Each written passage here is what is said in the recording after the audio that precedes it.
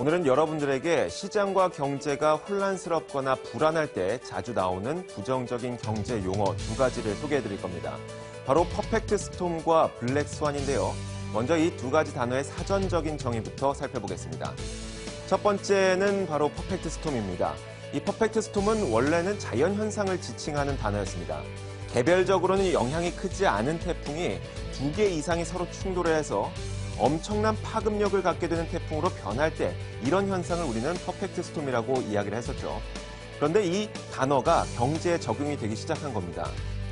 경제로 사용을 할 때에는 두 가지 이상의 악재가 동시다발적으로 발생을 하면서 그 영향력이 엄청나게 커지는 현상을 우리는 퍼펙트 스톰이라고 얘기합니다.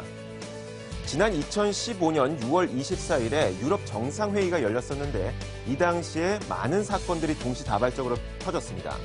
그리스가 유로존에서 탈퇴할 수 있다는 그렉시트에 대한 불안감, 그리고 영국도 유럽에서 빠져나올 수 있다는 브렉시트에 대한 불안감, 여기에다가 유럽 난민 사태와 이슬람 과격분자들의 테러 행태까지 여러 가지 문제들이 동시다발적으로 터지다 보니까 그 당시 영국의 일간지 가디언에서는 위기의 퍼펙트 스톰이 유럽을 덮쳤다고 전했습니다.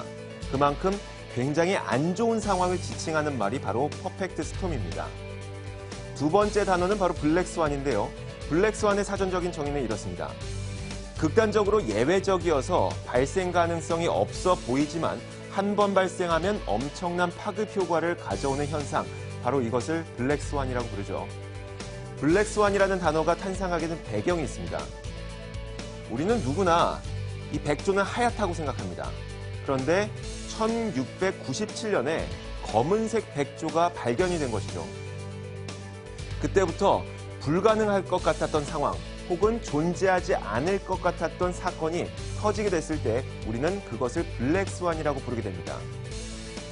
역사적으로 블랙 스완에 비교될 수 있을 만한 경제적인 사건을 정리를 해보면 1929년에 발생했던 세계 대공황, 1970년대 발생했던 석유 파동, 그리고 2001년 9.11 테러 사태, 2008년 글로벌 금융위기, 이렇게 엄청난 예상하지 못했던 사건들을 우리는 블랙 스완이라고 부릅니다.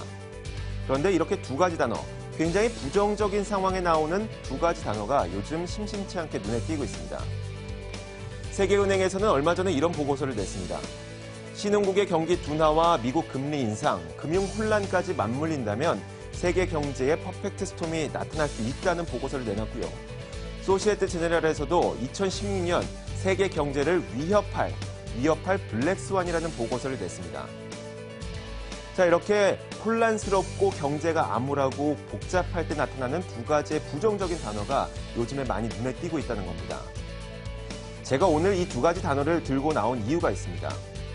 말씀드렸던 것처럼 이 두 가지 단어는 대체로 경기가 불안한 시기에 자주 등장을 하게 되죠. 그런데 이 경제든 투자든 파라리 사람들의 투자 심리입니다.